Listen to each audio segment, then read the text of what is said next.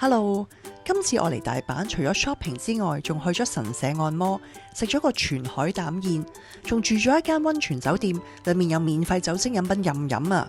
而家就等我帶大家去睇下啦。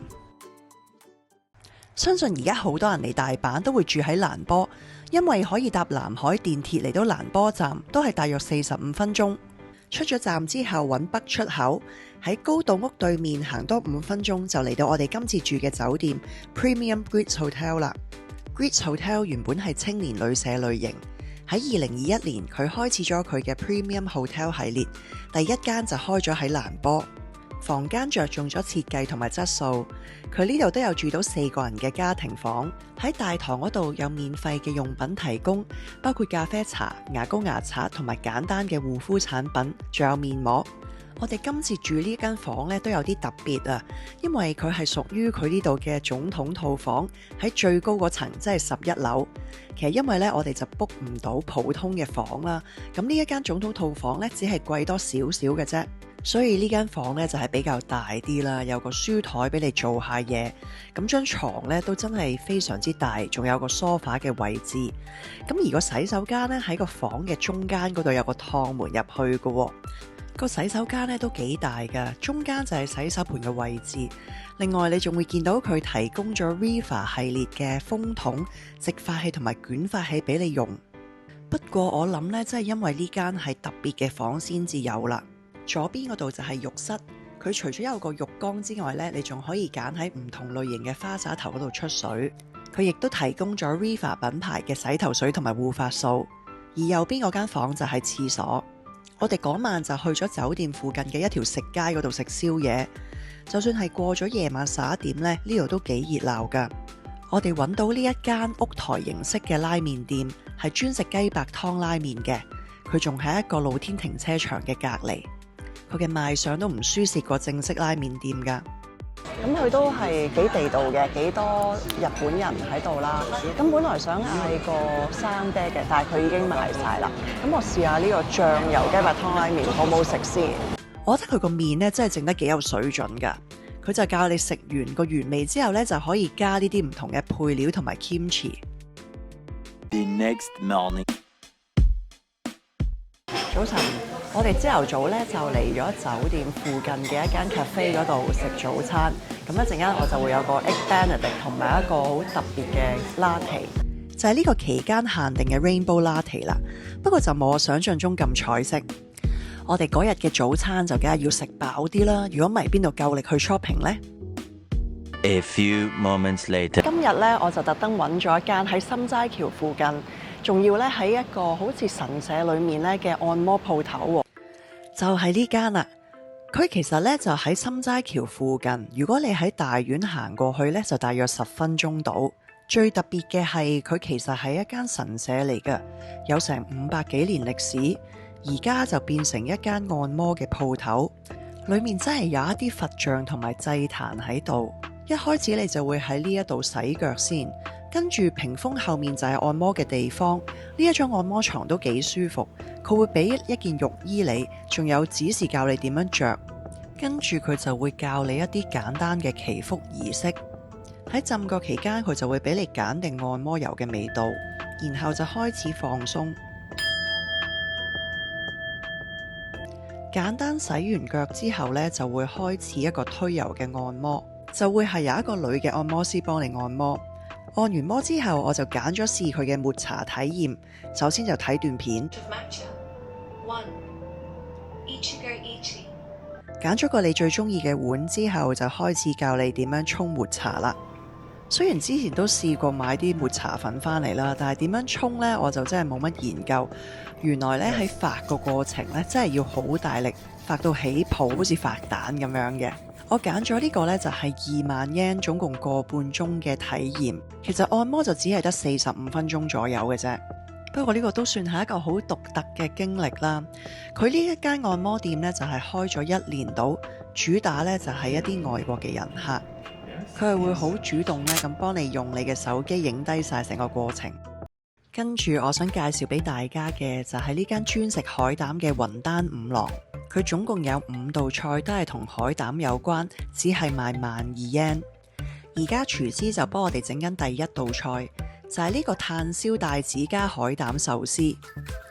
呢間餐廳就係總共得呢10張吧台嘅位置，嗰晚全部嘅人客都係嚟自香港。第二道菜就係呢個生蛋加海膽同埋和牛，佢就建議我哋撈埋嚟食。第三味菜就係呢個海膽布甸，呢一樽就係薯仔嘅忌廉湯，成個布甸都幾多薯仔味。第四味就係呢個海膽火鍋啦，第一次見啲人將啲海膽溶落個火鍋度，好似好嘥咁。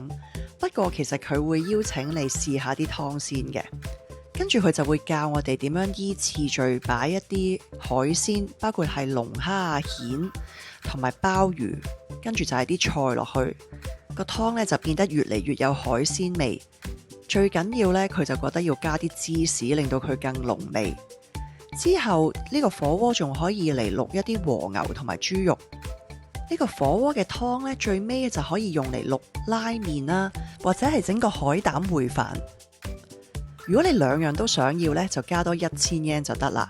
咁兩樣咧，佢都會加篤海膽喺上面嘅。呢一個燴飯佢叫做 risotto 啦，最尾都係要加啲芝士上去嘅。唔少得梗係要同埋海膽一齊食啦。呢個餐都有跟2個甜品嘅，甜品就冇海膽啦，就包括一個大福同埋咧任你攞嘅雪條。呢個咧都係一個性價比高嘅海膽餐。The very next evening，臨尾嗰晚我哋就轉咗酒店，因為我哋專登想試下呢一間日之彩酒店。佢喺出名景點通天閣隔離。其實喺2017年咧，東瀛遊就買入咗呢一間酒店。佢最大嘅特色咧就包括有呢一啲免費嘅節目安排俾住客，跟住咧佢仲有好多免費嘅嘢提供嘅，包括有限時嘅免費雪糕同埋免費嘅酒啊。佢嘅酒咧除咗包括啤酒之外咧，烈酒都有嘅。由於佢呢啲免費酒精咧係提供到夜晚8點，我建議大家咧可以喺出邊買定啲嘢食嚟，喺佢餐廳位置嗰度一路食一路送酒。而喺夜晚9點至10點，佢就提供免費嘅拉麵。到咗9點後呢，佢就有拉麵提供啊！咁我哋都攞咗一碗拉麵啦。咁但係因為佢係齋麵呢，所以我哋喺出邊黃醬嗰餃子嗰度呢，買咗啲餃子。呢度12隻呢都係600 yen 啫。咁我哋可以係食餃子拉麵啦。呢間酒店另外一個賣點就係有溫泉㗎。佢就要過去另外一棟大樓，呢個就係專係溫泉嘅大樓啦。佢仲有個 gym 添啊，不過冇人用嘅。佢呢度嘅溫泉水就係嚟自地底600公尺嘅深層水。除咗有免費嘅分開男女公眾浴池之外呢，你哋仲可以租呢一啲私人浴池嘅。至於房間，佢都有2張床可以住到4個人，亦都有4件浴袍提供。同埋仲有個幾大嘅雪櫃，洗手間裏面有齊晒牙膏、牙刷同埋洗頭水、護髮素等等。啱啱講一次喺日落嘅時候咧，上到嚟佢18樓嗰個天台嗰度咧睇日落嘅景。佢呢個露天庭園其實準備咗唔少有日本特色嘅打卡位，除咗可以睇到日落之外咧，你夜啲上嚟仲可以睇到通天閣嘅夜景。影完遠景之後，我哋梗係走嚟通天閣呢條街嗰度行下啦。9點後呢，佢都依然好熱鬧，好多餐廳啦，同埋有一啲攤檔俾人玩射槍啊、射箭等等。